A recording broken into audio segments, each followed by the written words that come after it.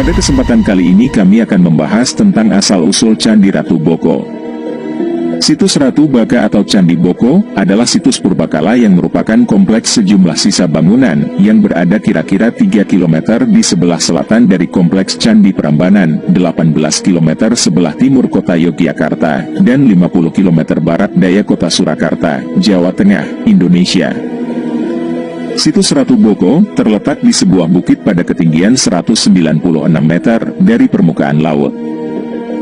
Luas keseluruhan kompleks situs Candi Ratu Boko ini adalah sekitar 25 hektar.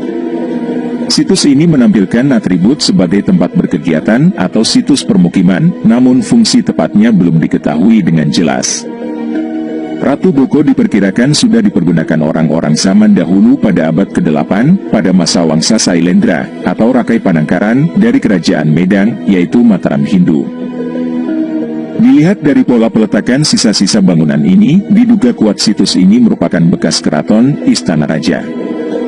Pendapat ini berdasarkan pada kenyataan bahwa kompleks ini bukan candi atau bangunan dengan sifat religius, melainkan sebuah istana berbenteng dengan bukti adanya sisa dinding benteng dan parit kering sebagai struktur pertahanan. Bukti sisa-sisa jika dahulu merupakan bekas permukiman penduduk juga ditemukan di sekitar lokasi situs ini. Nama Ratu Boko sendiri berasal dari legenda masyarakat setempat.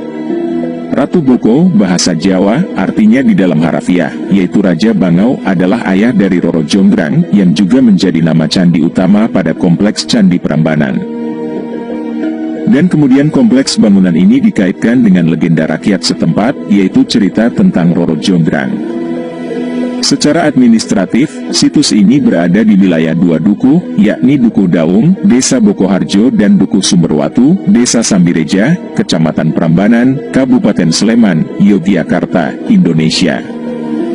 Situs Ratu Boko pertama kali dilaporkan oleh Van Boeckholst pada tahun 1790, yang menyatakan terdapat reruntuhan kepurbakalaan di atas Bukit Ratu Boko.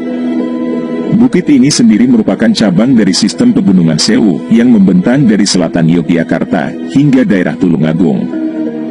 100 tahun kemudian baru dilakukan penelitian yang dipimpin oleh FDK Bosch yang dilaporkan dalam Keraton Van Ratoe Boko. Dari sinilah disimpulkan bahwa runtuhan itu merupakan sisa-sisa keraton.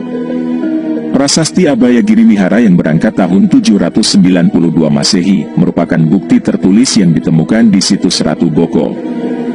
Dalam prasasti ini menyebut seorang tokoh bernama Tejah Purnapani Panamkarana atau Rakai Panangkaran pada tahun 746 sampai tahun 784 Masehi, serta menyebut suatu kawasan wihara di atas bukit yang dinamakan Abhayagiri Wihara, yaitu wihara di bukit yang bebas dari bahaya.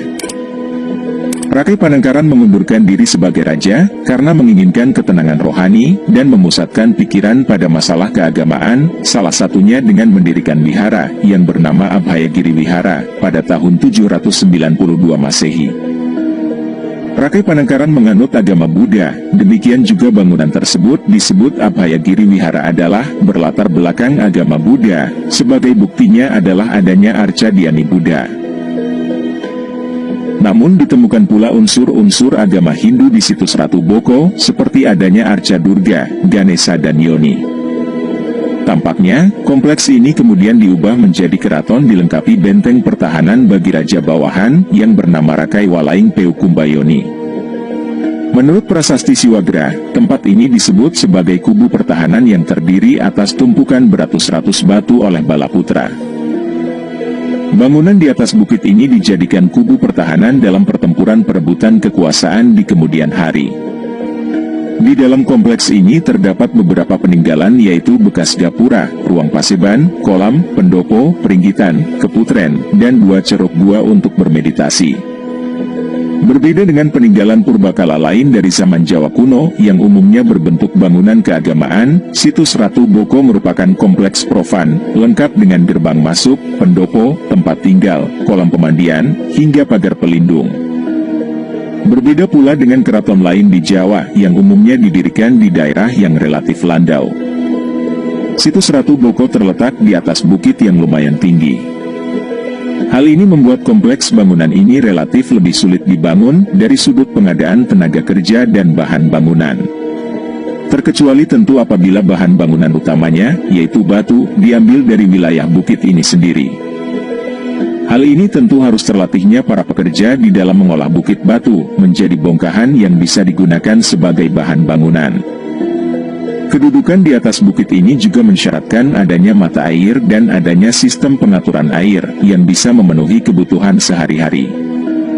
Kolam pemandian merupakan peninggalan dari sistem pengaturan ini, sisanya merupakan tantangan bagi para arkeolog untuk merekonstruksinya. Posisi di atas bukit juga memberikan udara sejuk dan pemandangan alam yang indah bagi para penghuninya. Dan selain itu juga tentu saja membuat kompleks ini lebih sulit untuk diserang lawan. Pemerintah pusat sekarang memasukkan kompleks situs Ratu Boko ke dalam otoritas khusus, bersama-sama dengan pengelolaan Candi Borobudur dan Candi Prambanan, ke dalam satu BUMN yang bernama PT Taman Wisata Candi. Setelah kedua candi terakhir ini dimasukkan dalam daftar warisan dunia UNESCO. Sebagai konsekuensinya, situs Ratu Boko ditata ulang pada beberapa tempat, untuk dapat dijadikan tempat pendidikan dan kegiatan budaya.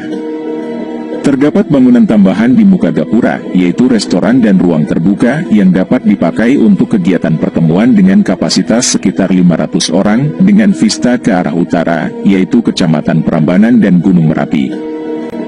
Selain itu pengelola menyediakan tempat perkemahan dan trekking, paket edukatif arkeologi, serta pemandu wisata. Begitulah sedikit pembahasan kali ini yang semoga bisa bermanfaat.